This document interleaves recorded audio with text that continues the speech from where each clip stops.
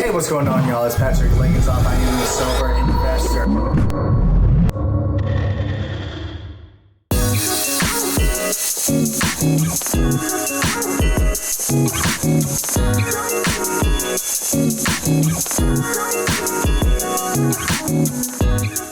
Good morning, y'all. My name is Patrick Lincolnsoff. I am the Sober Investor. We're standing in one of our newest properties from Mr. Zach Ventures.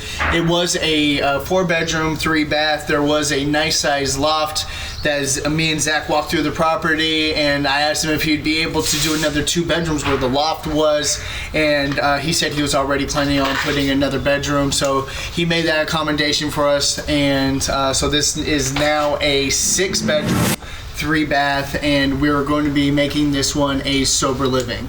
So I'm going to be walking through this property with actually my dad, who is also an investor, and he's out here in town. It's going to be some new eyes looking in. He knows what I do, but it's just the questions for somebody new that has heard all this information before, but they're actually putting eyes on it, and we're going to see what kind of questions he has, and if Mr. Duran, the man behind the camera, has any questions. I just want to get somebody new coming in. What kind of questions do you have? So there we are.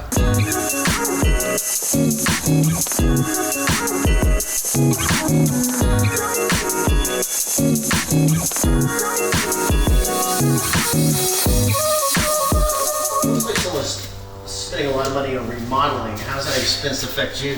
What's your cost? So, is it a monthly thing for you? it's going to be a monthly thing. So the guy who is also my mentor, Mr. Zach Ventures, he is probably the biggest single buyer in Arizona, and he flips all of his properties. He's probably flipping close to 10 to 20 a month right now, and he does it right. He self-manages all of his own properties, Yeah. so he does things right the first time, and we now have probably over 20 of his properties for the past year. So realistically, you're going into a brand new property. They're clean, done, ready to rock and roll. Absolutely, and he gives a product, and now my brand is synonymous with a product that looks remodeled, refinished, and brand new. Looks like nice. a brand new home. Looks Absolutely. Really well. Can we go upstairs? I just want to see Absolutely.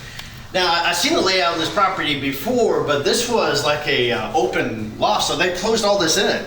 So they did close this in. This is the 2 bedrooms I was talking about that Zach went ahead and enclosed them for me. It was a very large space for a loft. And he actually put closets in both rooms. He moved the vents, he moved light fixtures. So now these are a solid 2 bedrooms. And it was no structural change, so you don't have to get the permits for it. It was just putting up the walls and the closets in them. If anything, gives you more structure. So you're going to have 2 beds in here? This one. So usually a room this size, you can you can get away with 3 beds. Yeah. But since this house is so massive, for Phoenix regulations, you cannot have more than 10 residents in your house, and that's my manager's usually on top of that. So 10 guys and a manager. Okay. Yep. So all rooms are going to have 2, and then the manager gets his own room. And usually, if there's 10 people in it, you want to give them more living space. There's a good sized living room downstairs, brand new kitchen. And what this house is going to be a step down house from somebody who's already been in a program and who already has a job. So there doesn't have to be that community area. These guys normally stay into their rooms, watch their TVs in the room, they go to work and come. This is just a stepping stone into getting acclimated back into life. We want to give them a sober community that they can bounce off of other guys, and if they need help, they have other guys here in the house with them. But as far as like a living space, game room, nothing like that.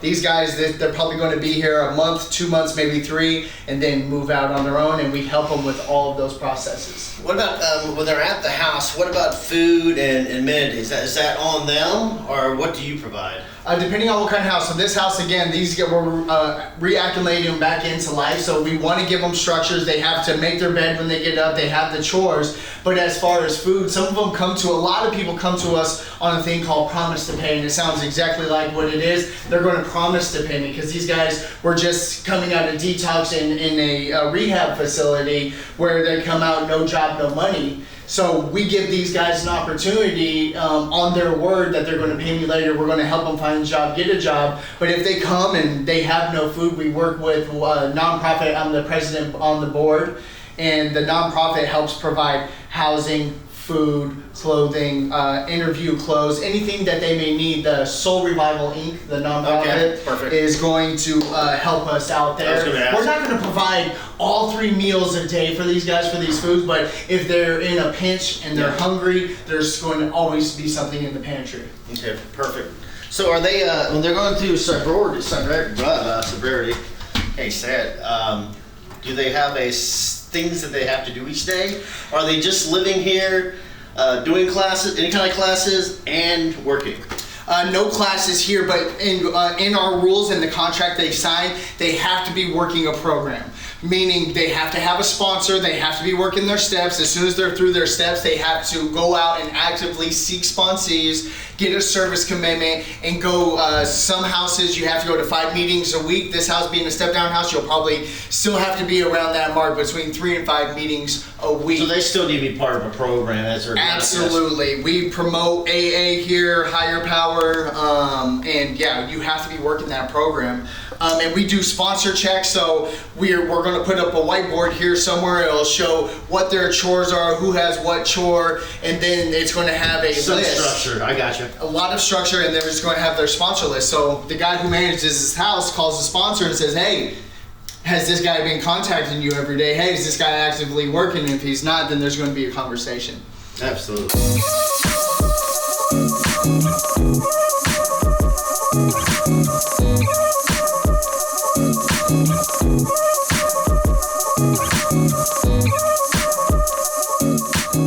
He had a surprise for me. He's freaking redoing everything. He's restaining, repainting. Is this the surprise?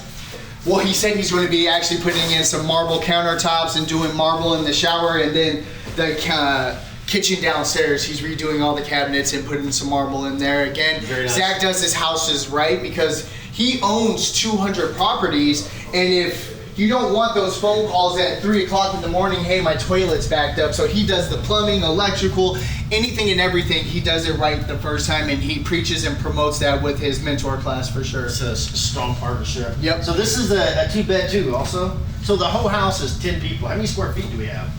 The square footage of this one, I think it's around 27, 28. And normally per Phoenix city codes, only five people to a bathroom. So okay. Bathrooms are very important along with the bedrooms. Yes. So putting in 6 bedrooms up here, there's 4 bedrooms up here. So we absolutely have to have 2 bathrooms, and that's something you have to think about when walking through these houses. So obviously this is a master bedroom, and 2 guys are going to be in here, but they'll be let them know up front that, hey, there's going to be guys coming in and out of here for this restroom. So this will be the first room that we fill. All the new guys will constantly transfer into here because obviously it's a burden sometimes, people walking through your room to get to the bathroom, but this will be their first step. They actually have a walk-in closet here in this room. Absolutely, and really I nice. will stuff something. No, I'm just kidding. No, how does it work as far as the HOAs in these neighborhoods that you're moving into? Is there any challenges with that? There is HOA here, as long as it's not in the CCNRs and you go down to the City of Phoenix. City of Phoenix kind of trumps the HOA sometimes, and as long as we have all of the zoning and the business.